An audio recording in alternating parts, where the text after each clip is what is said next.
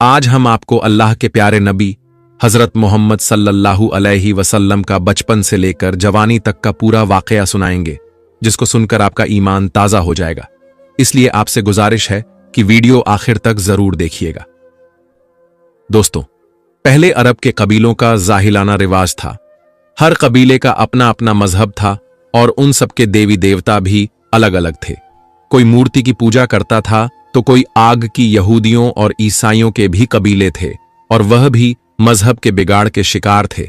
उस वक्त लोग अल्लाह को छोड़कर इंसानों और पेड़ पहाड़ों की पूजा करने में लगे हुए थे। पूरे अरब में दंगा फसाद आम था। औरतें और बच्चे महफूज नहीं थे। लोगों की जान और माल की हिफाजत की कोई गारंटी नहीं थी। इस अंधेरे दौर से दुनिया को बाहर निकालने के लिए अल्लाह ने हजरत मोहम्मद सल्लल्लाहु अलैहि वसल्लम को अपना पैगंबर बनाकर इस दुनिया में भेजा। दोस्तों, हुजूर सल्लल्लाहु अलैहि वसल्लम 12 रबीउल अव्वल 571 ईस्वी में पीर के दिन और सुबह सादिक यानी फजर के वक्त मक्का में पैदा हुए।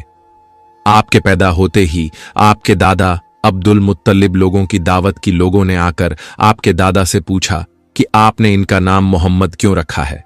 तो आपके दादा ने जवाब दिया कि मैं चाहता हूं कि मेरे पोते पर इस्लाम का असर पड़े, और आपकी वालिदा सैयदा आमिना ने आपका नाम अहमद रखा। दोस्तों, पैगंबर हजरत मोहम्मद मुस्तफ़ा सल्लल्लाहु अलैहि वसल्लम जब पैदा हुए तो आपकी खतना पहले से ही की हुई थी, और आपकी आंखों में सुरमा भी लगा हुआ था, और आपका तमाम बदन पाकीज़ा था। जब आपके दादा अब्दुल मुत्तलिब ने अपने पोते को खतनाशुदा और नाफ कटा हुआ पाया तो वह बहुत ज्यादा खुश हुए और फरमाया कि मेरा पोता बड़ी निराली और बड़ी शान वाला होगा। और यही नहीं, जब आप सल्लल्लाहु अलैहि वसल्लम पैदा हुए तो आपकी मुट्ठी मुबारक भी बंद थी, मगर शहादत वाली उंगली आसमान की तरफ उठी हुई थी, और ऐसा लग रहा था जैसे खुदा की वहदानियत का इकरार कर रही है। दोस्तों, जब हजरत मोहम्मद सल्लल्लाहु अलैहि वसल्लम पैदा हुए तो उस वक्त अरब में यह रिवाज हुआ करता था कि शहर के बड़े लोग अपने बच्चों को दूध पिलवाने के लिए और पलने बढ़ने के लिए देहातों में भेज दिया करते थे, ताकि गांव देहात की खुली हवा में रहकर उनका बच्चा खूब सेहतमंद बने। क्योंकि दोस्तों, उस जमाने में गांव देहात का मौसम शहरों के मुकाबले ज्यादा साफ सुथरा और ज्यादा अच्छा हुआ करता था। इसी वजह से गांव देहात में पले बच्चे ज्यादा सेहतमंद और मोटे ताजे हुआ करते थे। दोस्तों, इसी रिवाज के मुताबिक पैगंबर हजरत मोहम्मद सल्लल्लाहु अलैहि वसल्लम को भी मक्का से दूर ताइफ के करीब एक इलाका है जहां बनी साद कबीला रहता है, वहां ले जाया गया और एक दाई को सौंप दिया गया जिसका नाम दाई हलीमा था, और वह बनी साद कबीले से थी, इसलिए उनको हलीमा सादिया भी कहा जाता है। दोस्तों, दाई हलीमा बहुत गरीब घराने से थी, इसलिए उन्होंने आप सल्लल्लाहु अलैहि वसल्लम की परवरिश का जिम्मा लिया, यह सोचकर कि 2 साल इनकी परवरिश करूंगी तो उसके बदले में मुझे कुछ माल मिल जाएगा, ताकि उससे उनकी जिंदगी का गुजर बसर अच्छी तरह से हो सके। दोस्तों, जैसे ही हजरत आमिना ने अपने प्यारे बेटे हजरत मोहम्मद सल्लल्लाहु अलैहि वसल्लम को दाई हलीमा के हवाले किया, और ज्यों ही दाई हलीमा ने आप सल्लल्लाहु अलैहि वसल्लम को अपनी गोद में उठाया तो उसी वक्त से दाई हलीमा की जिंदगी में रहमत और बरकत होनी शुरू हो गई। दोस्तों, उस वक्त अरबों में यह रिवाज था कि बच्चे की परवरिश का जिम्मा 2 साल का हुआ करता था, और हर 6 महीने के बाद बच्चे को उसके घर वालों से मिलाना होता था। इसी रिवाज के मुताबिक दाई हलीमा भी 6 महीने के बाद पैगंबर हजरत मोहम्मद सल्लल्लाहु अलैहि वसल्लम को उनकी मां से मिलाने के लिए मक्का पहुंची। उनके साथ उनका शौहर हारिस और उनका एक छोटा बच्चा भी था जो उनकी गोद में था। वह बच्चा भूख से रो रहा था क्योंकि हलीमा बहुत कमजोर थी और खाने पीने की कमी भी थी। इस वजह से दाई हलीमा दूध नहीं पिला पा रही थी। लेकिन जैसे ही उन्होंने अल्लाह के पैगंबर हजरत मोहम्मद सल्लल्लाहु अलैहि वसल्लम को अपनी गोद में उठाया और उनको दूध पिलाना शुरू किया तो पैगंबर हजरत मोहम्मद सल्लल्लाहु अलैहि वसल्लम ने खूब सैर होकर दूध पिया, और आप सल्लल्लाहु अलैहि वसल्लम के दूध पी लेने के बाद दाई हलीमा ने अपने मासूम बच्चे को भी खूब दूध पिलाया। यह देखकर हलीमा परेशान हो गई कि यह क्या मामला हुआ। वह जब मक्का आ रही थी तो उनके पास दूध नहीं था, मगर जब से यह बच्चा उनकी गोद में आया है तब से अल्लाह की तरफ से खास रहमतों का आना शुरू हो गया है। दोस्तों, उसके बाद दाई हलीमा अपने शौहर हारिस और अपने बच्चे और पैगंबर हजरत मोहम्मद सल्लल्लाहु अलैहि वसल्लम के साथ एक दुबली पतली सी ऊंटनी पर सवार हो गई। वह ऊंटनी जब बनी साद के कबीले से निकलकर मक्का की तरफ आई थी तो वह बहुत सुस्ती से चलती हुई मक्का पहुंची थी। लेकिन अब मामला यह हुआ कि दाई हलीमा की ऊंटनी सबसे आगे चल रही थी। दाई हलीमा की सहेलियों ने अपनी आंखों से देखा कि दाई हलीमा की यह वही ऊंटनी थी जो मक्का में बड़ी सुस्ती से आई थी। अब इस ऊंटनी को आखिर क्या हो गया कि वह अब बड़ी रफ्तार से चल रही थी। दोस्तों, यह नजारा देखकर दाई हलीमा की सहेलियां कहने लगीं, हलीमा, हम पर रहम करो, धीरे चलो। क्या यह वही ऊंटनी है जिस पर तुम मक्का आई थी? तो यह सुनकर दाई हलीमा कहने लगी कि जब से यह बच्चा मेरी गोद में आया है तब से मालूम नहीं अजीब अजीब से वाक़े मेरे साथ होने लगे हैं। दोस्तों, उसके बाद दाई हलीमा की जिंदगी में रहमतों और बरकतों का सिलसिला चलता रहा और ऐसे करते करते 2 साल पूरे होने को आ गए, यानी कि बच्चे की परवरिश का जिम्मा पूरा होने को आ गया। जो एग्रीमेंट हुआ था वह पूरा हो रहा था। खैर और बरकतों का सिलसिला दाई हलीमा ने इन 2 सालों में अपनी जिंदगी में खूब देखा और इस वजह से उनका दिल नहीं चाह रहा था कि उस नूरानी बच्चे को वापस उसके घर वालों को सौंप दे, मगर दस्तूर के मुताबिक 2 साल के बाद उसको वापस सौंपना ही था। इसलिए 2 साल के बाद दाई हलीमा पैगंबर हजरत मोहम्मद सल्लल्लाहु अलैहि वसल्लम को अपने साथ लेकर मक्का की तरफ निकल पड़ी। जब वह मक्का में पहुंची तो हजरत आमना से कहने लगी कि आपका बच्चा बड़ा ही बरकतों और रहमतों वाला बच्चा है। जब से यह बच्चा मेरी गोद में आया है तब से मेरी तो जिंदगी ही बदल गई है। मेरी जिंदगी में बरकतों रहमतों का दौर शुरू हो गया है। इसलिए मेरी आपसे गुजारिश है कि आप थोड़े दिन इस बच्चे को मेरे पास रहने दें। मैं थोड़े दिन इसकी परवरिश करना चाहती हूं। तो यह सुनकर हजरत आमना ने पहले तो इनकार कर दिया, मगर दाई हलीमा के बार बार कहने पर हजरत आमिना तैयार हो गई और कहने लगी कि थोड़े दिन और अपने पास रख लो, फिर वापस आकर मुझे दे जाना। इस तरह से दाई हलीमा आप सल्लल्लाहु अलैहि वसल्लम को वापस अपने साथ ले गई। दोस्तों, ऐसे करते करते पैगंबर हजरत मोहम्मद सल्लल्लाहु अलैहि वसल्लम की उम्र मुबारक 4 साल की हो गई। जब आपकी उम्र मुबारक 4 साल की हुई तो एक दिन आप दाई हलीमा के घर के बाहर कुछ बच्चों के साथ खेल रहे थे। उनमें हलीमा सादिया का एक बेटा जो पैगंबर हजरत मोहम्मद सल्लल्लाहु अलैहि वसल्लम का दूध शरीक भाई भी था। वह सब खेल रहे थे कि अचानक आप जमीन पर गिर गए और आपके चेहरे और जिस्म का रंग पूरी तरह से बदल गया। दोस्तों, इतिहास की किताबों में है कि उस वक्त हजरत जिब्रील अलैहिस्सलाम पहली बार पैगंबर हजरत मोहम्मद सल्लल्लाहु अलैहि वसल्लम से मिलने आए थे। जैसे ही हजरत जिब्रील आपके पास आए तो आपको जमीन पर लिटाकर आपके सीने को चाक कर दिया, यानी कि आपके सीने को चीर दिया और आपके दिल को बाहर निकाल लिया। उसके बाद आपके दिल को जमजम के पानी से धोया और आपके दिल पर जो एक काले रंग का छोटा सा लोथड़ा था उसको हटा दिया और यह कहा कि आज से शैतान के हिस्से को दूर कर दिया और उसके बाद आपके दिल को वापस आपके सीने में रख दिया। दोस्तों, इधर यह देखकर आपके साथ खेल रहे बच्चे घबरा गए कि आपको क्या हो गया।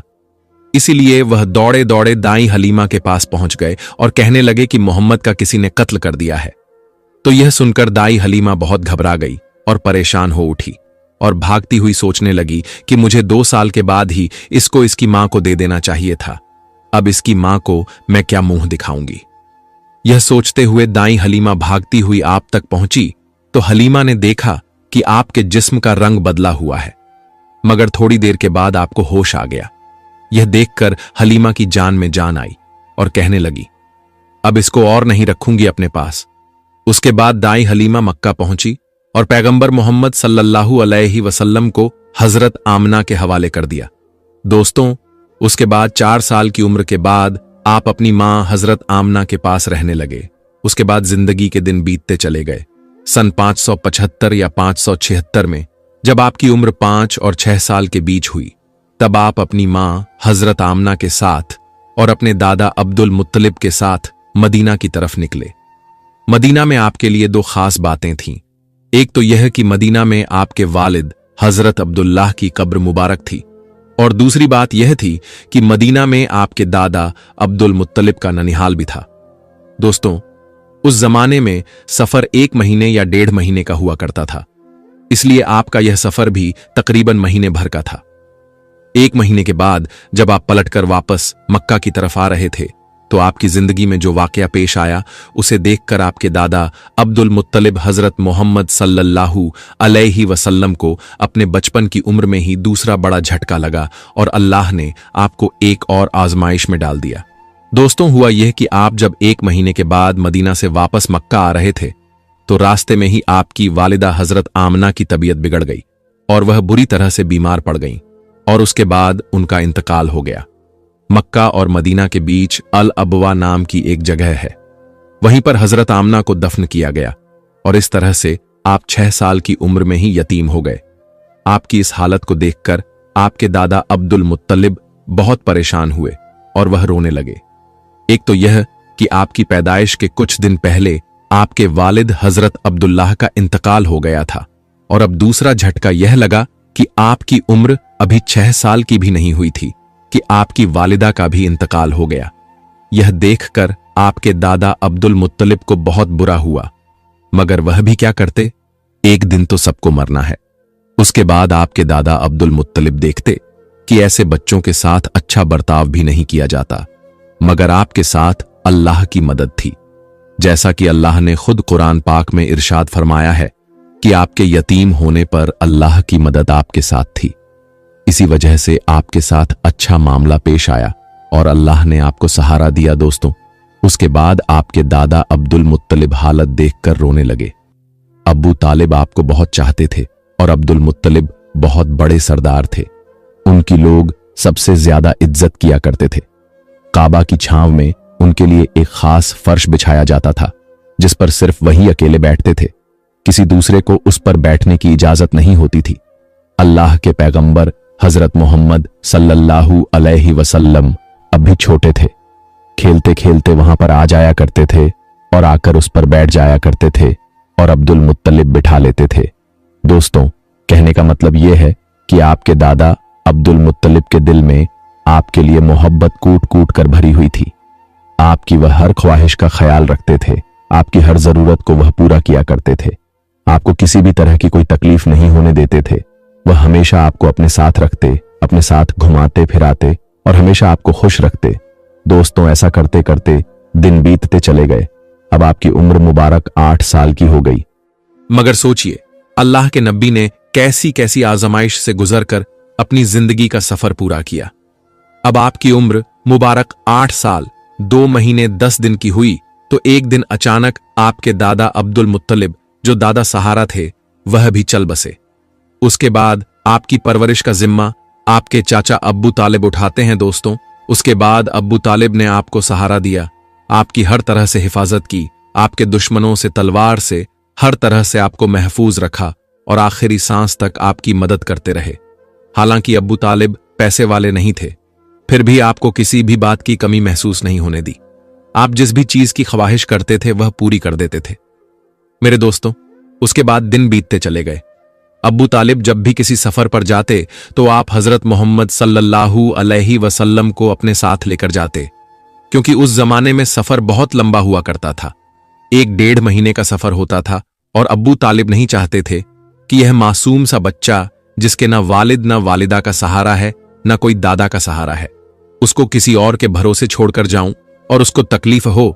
दोस्तों, एक बार अब्बू तालिब अपने काफिले के साथ मुल्क शाम की तरफ तिजारत के लिए रवाना हुए। याद रखें, पहले अरब में जो लोग थे, खास करके कुरैश के लोगों का इंपोर्ट एक्सपोर्ट का बिजनेस था, यानी कि वह एक जगह से सामान खरीदते थे और दूसरे जगह पर ले जाकर उसको बेच देते थे। इस तरह से वह लोग सामान खरीदते और बेचते थे। इसी काम के सिलसिले में अब्बू तालिब अपने काफिले के साथ मुल्क के शाम की तरफ निकले। साथ में उन्होंने हजरत मोहम्मद सल्लल्लाहु अलैहि वसल्लम को भी ले लिया और आपको एक ऊंटनी पर सवार कर दिया। अब्बू तालिब का जब यह काफिला मुल्क शाम के बॉर्डर पर पहुंचा तो रात हो चुकी थी, इसलिए उन्होंने वहीं पर अपना पड़ाव डाला ताकि वह वहीं पर रात गुजार सकें और अपनी थकान दूर कर सकें। दोस्तों, हम आपको बता दें कि उस जमाने में राहिब हुआ करते थे जो एक जगह से दूसरी जगह पैदल जाया करते थे। उस जमाने में एक ईसाई राहिब था, यानी कि क्रिश्चियन राहिब, जो लोगों की रहनुमाई करता था। वह कभी अपने घर से बाहर नहीं निकलता था, यानी कि वह हमेशा अपने घर के अंदर ही रहता था।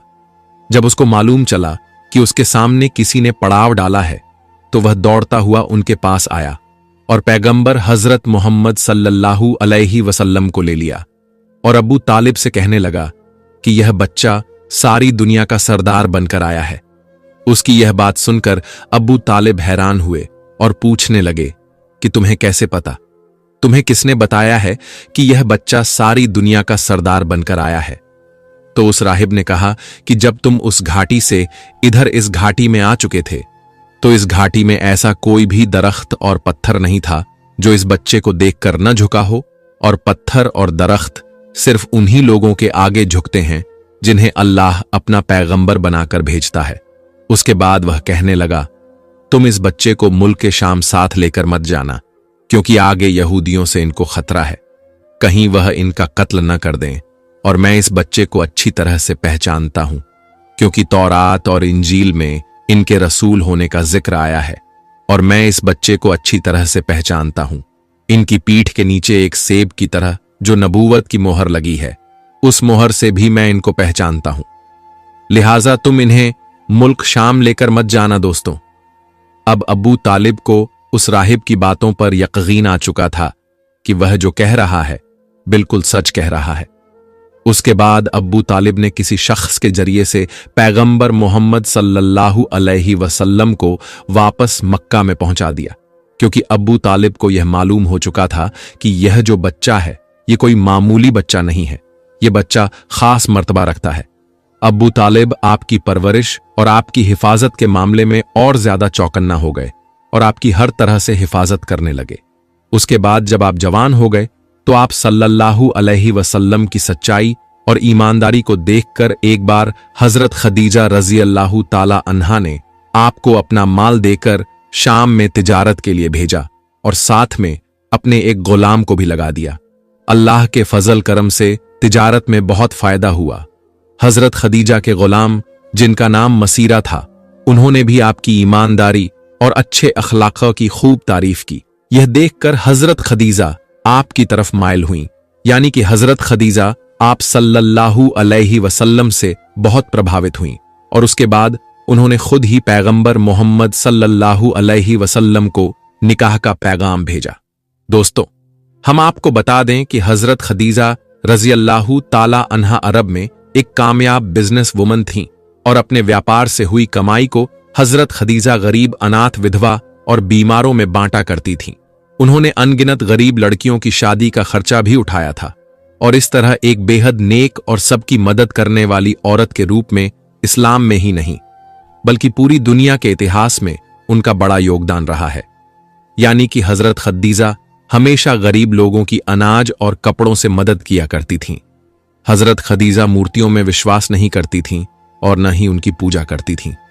दोस्तों, हम आपको यह भी बता दें कि हजरत खदीजा की पैगंबर मोहम्मद सल्लल्लाहु अलैहि वसल्लम के साथ शादी होने से पहले 2 शादियां हो चुकी थीं और उनके अपने पहले दोनों शौहर से बच्चे भी थे। इन्होंने अपना पहला निकाह अब्बू हालाह से किया था, जिनसे इनको 2 बेटियां हुई थीं, मगर उसके बाद अबू हालाह यानी कि इनके पहले शौहर की मौत हो गई और उसके बाद हजरत खदीजा ने दूसरी शादी अतीक इब्न जैद के साथ की, जिनसे इनको एक बेटी हुई, मगर यह भी थोड़े दिनों के बाद इस दुनिया से चल बसे और वह फिर से बेवा हो गईं। उनके बाद अरब के बड़े बड़े ताजदारों ने, सरदारों ने खदीजा के साथ शादी की पेशकश की, मगर हजरत खदीजा राजी न हुई और यहां तक कि अल्लाह ताला ने आपको पैगंबर मोहम्मद सल्लल्लाहु अलैहि वसल्लम की तरफ माइल कर दिया। दोस्तों, उसके बाद हजरत खदीजा रजी अल्लाहु ताला अन्हा ने पैगंबर मोहम्मद सल्लल्लाहु अलैहि वसल्लम की ईमानदारी और तिजारत सफर को देखकर तीसरे निकाह का पैगाम आपने खुद ही अपनी एक खास सहेली, जिसका नाम नफीसा था, उसके जरिए पैगंबर मोहम्मद सल्लल्लाहु अलैहि वसल्लम के पास भेजा, तो यह सुनकर पैगंबर हजरत मोहम्मद सल्लल्लाहु अलैहि वसल्लम ने यह कहकर इनकार कर दिया कि वह इसके बारे में पहले अपने चचा अब्बू तालिब और अपनी चाची से बात करेंगे, उसके बाद ही वह इसके बारे में बताएंगे। दोस्तों, उसके बाद पैगंबर हजरत मोहम्मद सल्लल्लाहु अलैहि वसल्लम ने इस पैगाम के बारे में अपने चचा अब्बू तालिब से बात की, यानी कि उनको इस पैगाम के बारे में बताया। तो यह सुनकर आपके चचा अब्बू तालिब बहुत ज्यादा खुश हुए और निकाह करवाने के लिए राजी हो गए और आपको इजाजत दे दी। आपके चचा हजरत हमजा रजी अल्लाहु ताला अनहु ने खदीजा रजी अल्लाहु ताला अन्हा के चचा अम्र बिन असद से रसूलुल्लाह सल्लल्लाहु अलैहि वसल्लम के वली यानी कि बड़े होने की हैसियत से बातचीत की और 20 ऊंटनी मेहर यानी कि निकाह के वक्त औरत या बीवी को दी जाने वाली रकम या जो आपकी हैसियत में हो, यह देकर आपके चचा अब्बू तालिब ने आपका निकाह पढ़ा दिया। दोस्तों, उसके बाद हजरत खदीजा रजी अल्लाहु ताला अन्हा और पैगंबर मोहम्मद सल्लल्लाहु अलैहि वसल्लम के निकाह का खुतबा आपके चचा अब्बू तालिब ने पढ़ा। उसमें अल्लाह की हम्द सना की गई। उसके बाद कबूलनामा हुआ और मेहर बयान किया गया। मेहर में 20 ऊंटनी लिखी गई। दोस्तों, यह मुल्क शाम की वापसी के 2 महीने बाद की बात है। उस वक्त आपकी उम्र तकरीबन 25 साल की थी और हजरत खदीजा रजी अल्लाहु ताला अन्हा की उम्र 40 साल थी।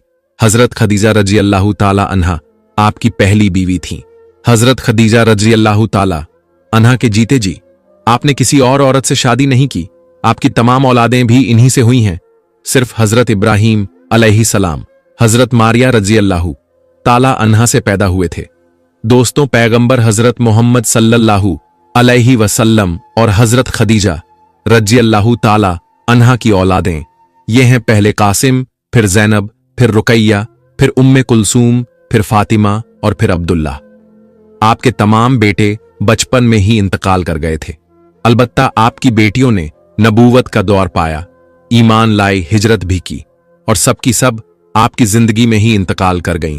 सिर्फ हजरत फातिमा रजी अल्लाहु ताला अन्हा आपके इस दुनिया से पर्दा फरमा जाने के 6 महीने बाद इस दुनिया से रुखसत हुई। हजरत खदीजा रजी अल्लाहु ताला अन्हा आपकी पहली बीवी हैं। जब आप सल्लल्लाहु अलैहि वसल्लम पर पहली आयत नाजिल हुई तो रसूलुल्लाह सल्लल्लाहु अलैहि वसल्लम ने सबसे पहले आपको बताया। इस्लाम कबूल करने वालों में हजरत खदीजा रजी अल्लाहु ताला अन्हा पहली खातून है। इस्लाम को फैलाने में न सिर्फ आपने साथ दिया बल्कि माली तौर पर भी बढ़ चढ़कर हिस्सा लिया। दोस्तों, पैगंबर हजरत मोहम्मद सल्लल्लाहु अलैहि वसल्लम हजरत खदीजा रजी अल्लाहु ताला अन्हा से बहुत मोहब्बत किया करते थे और उनके होते हुए यानी हजरत खदीजा के जीते जी आपने दूसरी शादी नहीं की थी। हजरत खदीजा रजी अल्लाहु ताला अन्हा और पैगंबर मोहम्मद सल्लल्लाहु अलैहि वसल्लम का साथ तकरीबन 25 साल तक रहा। अल्लाह के पैगंबर हजरत मोहम्मद सल्लल्लाहु अलैहि वसल्लम ने फरमाया कि खदीजा दुनिया की बेहतरीन औरतों में से हैं। आप रजी अल्लाहु ताला अन्हा की वफात के बाद भी पैगंबर हजरत मोहम्मद सल्लल्लाहु अलैहि वसल्लम अक्सर आपको याद किया करते थे और आपकी सहेलियों को हदियाना भेजते थे।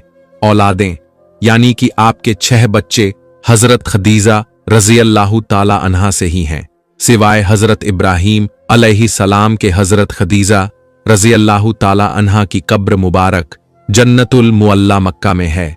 जिस साल हजरत खदीजा रजी अल्लाहु ताला अन्हा और आपके चचा अब्बू तालिब का इंतकाल हुआ, उस साल को आपने गम का साल करार दिया। मेरे दोस्तों, ऐलान ए नबूवत से पहले अल्लाह के पैगंबर हजरत मोहम्मद सल्लल्लाहु अलैहि वसल्लम कुछ खाने पीने का सामान अपने साथ लेकर गार ए हिरा की पहाड़ी पर चले जाया करते थे और वहां जाकर अल्लाह की इबादत किया करते थे, यानी अल्लाह की इबादत में मशगूल रहते थे। यह सिलसिला काफी दिनों तक ऐसे ही चलता रहा। एक मर्तबा अल्लाह के पैगंबर हजरत मोहम्मद सल्लल्लाहु अलैहि वसल्लम गार ए हिरा की पहाड़ी पर अल्लाह की इबादत में मशगूल थे कि इतने में आपके पास हजरत जिब्रील अलैहिस्सलाम अपनी असली शक्ल ओ सूरत में तशरीफ लाए, यानी कि अचानक हजरत जिब्रील अलैहिस्सलाम आपके सामने नाजिल हो गए। हम आपको बता दें कि यह जिब्रील अलैहिस्सलाम अल्लाह के सारे फरिश्तों के सरदार हैं। और हजरत जिब्रील अलैहिस्सलाम की ताकत इतनी है कि अगर वह अपना एक पर फैला दें तो पूरब से लेकर पश्चिम तक पूरी दुनिया को ढक लें। यानी इतना बड़ा हजरत जिब्रील अलैहिस्सलाम का एक पर है और हजरत जिब्रील अलैहिस्सलाम के इस तरह के 70,000 पर हैं। अब आप सोचिए कि हजरत जिब्रील अलैहिस्सलाम कितने बड़े होंगे। इसके अलावा हजरत जिब्रील अलैहिस्सलाम की रफ्तार इतनी तेज है कि वह पलक झपकते ही सिदरा से जमीन पर आ जाते हैं और पलक झपकते ही जमीन से वापस सिदरा पर पहुंच जाते हैं। यह हजरत जिब्रील अलैहिस्सलाम की ताकत का आलम है। अगर हजरत जिब्रील अलैहिस्सलाम चाहें तो पूरी जमीन को उठाकर पलट सकते हैं कौम ए लूत को। इसी तरह से हजरत जिब्रील अलैहिस्सलाम ने पलटा था।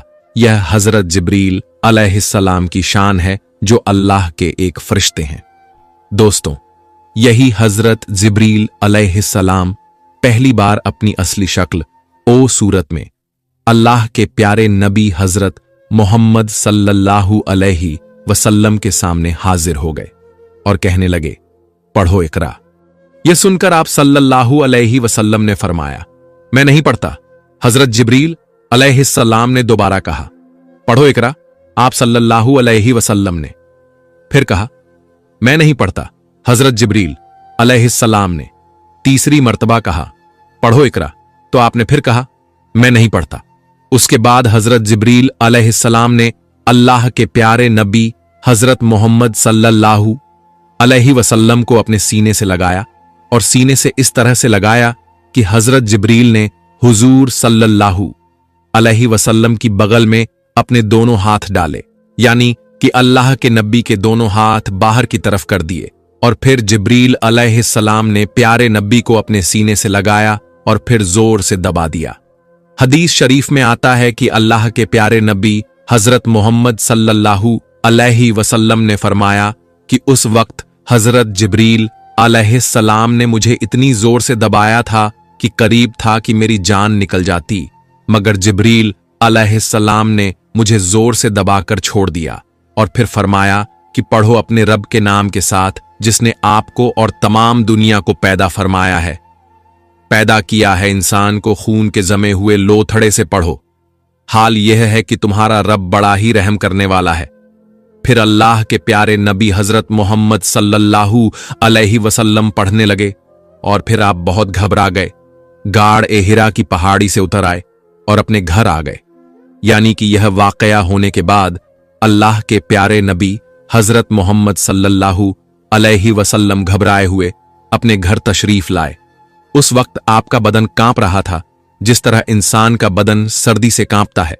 यानी कि उस वक्त आप बहुत ज्यादा खौफ की हालत में आ गए थे। आप सल्लल्लाहु अलैहि वसल्लम बहुत ज्यादा घबराए हुए अपने घर आए और आपने अपनी बीवी हजरत खदीजा रज़ियल्लाहु ताला अन्हा से फरमाया, चादर लाओ और मुझे चादर उड़ा दो। हजरत खदीजा रज़ियल्लाहु ताला अन्हा चादर लेकर आईं और आपने ओढ़ ली। उसके कुछ देर बाद आप सल्लल्लाहु अलैहि वसल्लम के ऊपर से खौफ के असरात कम हुए तो आपने अपनी बीवी हजरत खदीजा रज़ियल्लाहु ताला अन्हा को यह सारा वाकया बयान किया। यानी कि गाड़े हिरा की पहाड़ी पर जो भी आपके साथ हुआ वह सब हजरत खदीजा रज़ियल्लाहु ताला अन्हा के सामने बयान कर दिया।